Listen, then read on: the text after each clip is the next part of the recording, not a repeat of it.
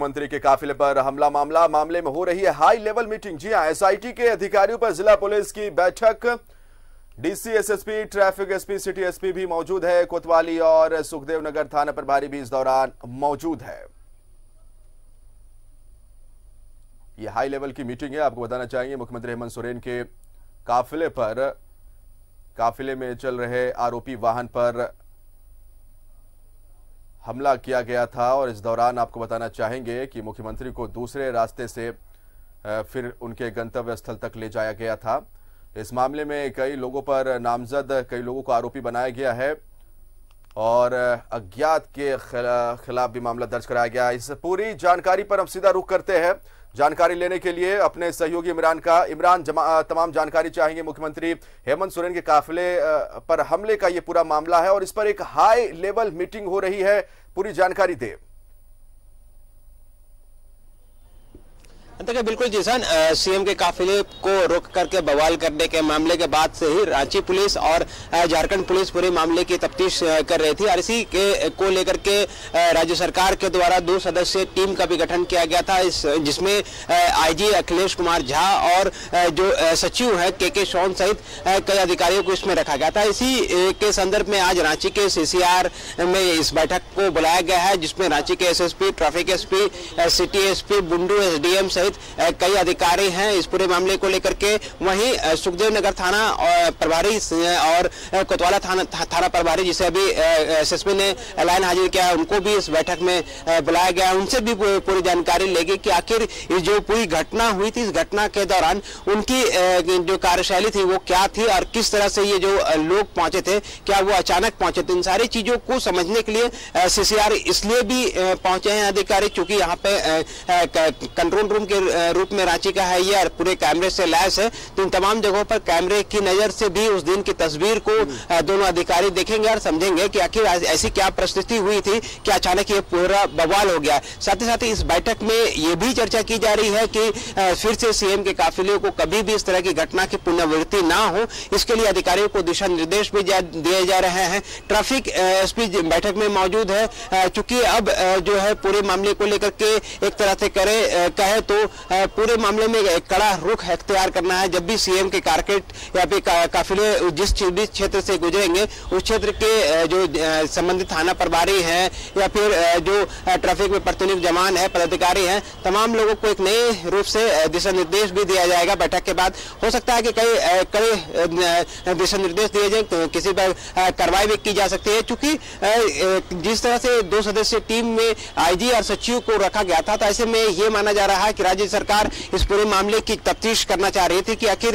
ये जो भारी चूक है, इस चूक के पीछे की वजह क्या रही, क्या सोची समझी साजिश की जो जिक्र किया जा रहा है, उस साजिश के तहत इस पूरी घटना को अंजाम दिया गया था। क्योंकि अब तक के जांच में रांची पुलिस ने कार्रवाई करते हुए तकरीबन 35 लोगों को गिरफ्तार कर चुकी है और इनको जेल भेजने का भी काम किया गया है, जिसमें मुख्य आरोपी भी शामिल है। तो ऐसे में अब इस पूरे मामले में और क्या कुछ कार्रवाई हो सकती है और किस तरह की कार्रवाई की जा सकती है, इस पर एक गंभीर चर्चा चल रही है। जब चर्चा के बाद दोनों अधिकारी बाहर आएंगे और मीडिया से जब मुखातिब होंगे, तब ये सारी चीजें और भी स्पष्ट हो जाए कि इस पूरे बैठक का मेन निष्कर्ष जो है वो क्या कुछ निकला है और किन बिंदुओं पर आने वाले दिनों पर काम करने की जरूरत है। चूंकि हरमू का जो पूरा ये जो सड़क है, सीएम आवास से लेकर के प्रोजेक्ट भवन तक का, इसमें कई बार पूर्व में भी सीएम के काफिले को रोकने की कोशिश की गई है, रोका गया है। तो ऐसे में ये माना जाता है कि ये रूट जो है वो सेफ नहीं है। इस पर भी सारे अधिकारी जानते हैं सारी चीजों को। तो इसके अल्टरनेट सड़कें कौन सी हैं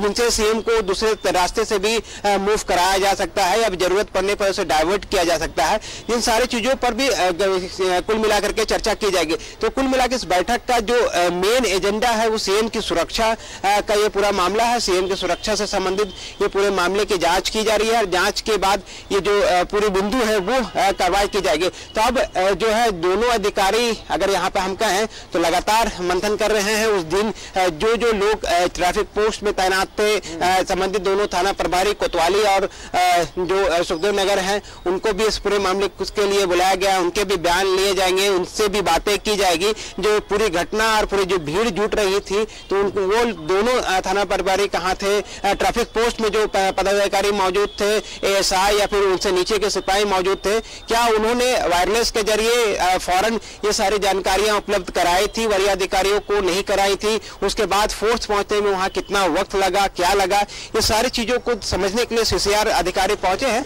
और इसके बाद यहाँ जब वीडियो फुटेज और दूसरे माध्यम से ये सारी चीजें स्पष्ट हो जाएगी, तो कई चीजों पर बदलाव किए जा सकते हैं। कई लोगों पर हो सकती है कि कार्रवाई की अनुशंसा भी की जाए, चूंकि पूरा मामला जो था वो हाई प्रोफाइल था, सीएम की सुरक्षा से जुड़ा हुआ पूरा मामला है। तो ऐसे इसलिए इस पूरे मैटर जो है पूरी बैठक को बुलाया गया है, जिसमें गंभीर विषय पर चर्चा की जा रही है। इमरान, हम बातें करेंगे ट्रैफिक व्यवस्था की, क्योंकि जब मुख्यमंत्री का कारकेड निकलता है, इसमें सारी जवाबदेही जिम्मेवारी कहीं ना कहीं ट्रैफिक व्यवस्था से जुड़े जो ट्रैफिक पुलिस होते हैं उनके कंधों पर होती है।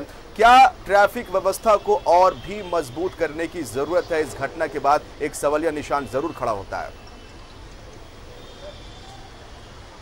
बिल्कुल, जिस तरह से अगर हम कहें तो काम को खत्म करने के बाद सीएम अक्सर देर शाम अपने निवास स्थल कांके रोड पहुंचता है। इस दौरान जितने भी ट्रैफिक पोस्ट में तैनात पुलिस पदाधिकारी रहते हैं, उनसे अलर्ट मैसेज दी जाती है कि सीएम के कारकेड को अब वहां से रवाना की जाएगी। तो ऐसे में उस परिस्थिति में जो प्रतिनियुक्त जवान है जो पोस्ट में मौजूद है, वो सभी तमाम जो अधिकारी हैं वो रिस्पॉन्स भी करते हैं कि हाँ पीसफुल है, वो आप कारकेड को आराम से बुला सकते हैं, जा सकते हैं, सड़कें खाली है। या भी सड़कें खाली नहीं होती है तो तत्काल उन सड़कों को खाली किया जाता है। तो ऐसे में जब आज ये मीटिंग हो रही है, तो मीटिंग के बाद अब देखना है कि किस तरह का निर्णय होता है। निर्णय के बाद इस सारी चीजों पर कार्रवाई की जा सकती है। फिलहाल जो हाई लेवल मीटिंग है, आप मेरे सामने देख सकते हैं कि तमाम जो अधिकारी हैं हर एक बिंदु पर चर्चा की जा रही है। चर्चा के दौरान जिसे समझना होगा कि सिर्फ ट्रैफिक ही नहीं, सुरक्षा के दृष्टिकोण से भी और क्या कुछ बेहतर किया जा सकता है, इस बिंदु पर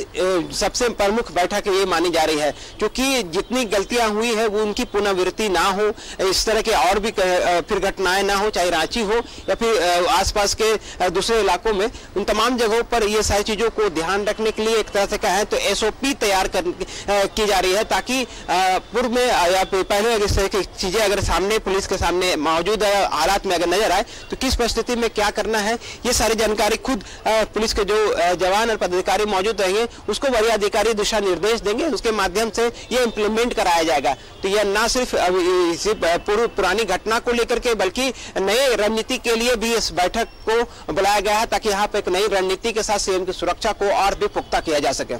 इमरान, हम बातें करेंगे विरोध प्रदर्शन की। शांतिपूर्ण तरीके से विरोध प्रदर्शन करना, धरना देना, कॉन्स्टिट्यूशन ने ये राइट हमें दिया है। लेकिन कई बार क्या देखा जाता है, राजधानी रांची की भी मुख्य सड़कों की हम बात करेंगे, विरोध प्रदर्शन करने जब लोग निकलते हैं तो उससे कहीं ना कहीं आम जनों को काफ़ी परेशानी होती है, ट्रैफिक जाम लंबा लग जाता है।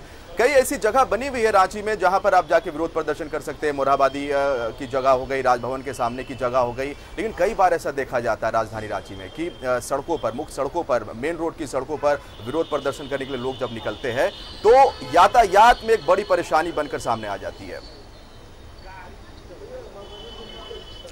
देखिए बिल्कुल जिसान, ये सारी चीजें हाईकोर्ट के संज्ञान में भी थी। यही वजह है कि रांची के महात्मा गांधी मार्ग पर किसी तरह के विरोध प्रदर्शन के लिए हाईकोर्ट ने मनाही कर रखी है। लेकिन इसके बावजूद आज भी वहां पर आप देखेंगे तो प्रत्येक शाम को किसी न किसी संगठन, किसी न किसी दल के द्वारा वहां पर विरोध प्रदर्शन देखने को मिल जाता है। तो ऐसे में जो पूर्व में जो सारी घटनाएं हुई हैं और सीएम के काफिले पर जो घटना हुई थी, इन सारी चीजों को एक बात समझना होगा कि लोगों को लोकतंत्र विरोध प्रदर्शन करने का अधिकार तो दिया गया है, लेकिन उस अधिकार के माध्यम से आपको इतना हक नहीं दिया है कि आप गैर कानूनी तरीके से कानून को तोड़ करके किसी को नुकसान पहुंचा करके आप अपने विरोध को प्रकट करें। इसके अधिकार किसी को भी कानून में नहीं दी गई है। शायद यही वजह है कि आज इस बड़े पैमाने पर एक तरह से कहे तो राजधानी रांची में कार्रवाई हुई है, जिसमें अब तक जो है 35 लोगों को गिरफ्तार किया गया है। लगभग 72 से 76 लोगों पर नामजद एफआईआर दर्ज किए गए हैं। 50 से अधिक लोगों पर अज्ञात एफआईआर दर्ज किए गए हैं। तो ये जब आप नियम को तोड़ेंगे तो उसका खामियाजा आपको किस तरह से भुगतना होगा, ये हाल के दिनों में कानून को हाथ में लेने का बिल्कुल भी आपको अधिकार नहीं। आप शांतिपूर्ण तरीके से प्रदर्शन कर सकते हैं,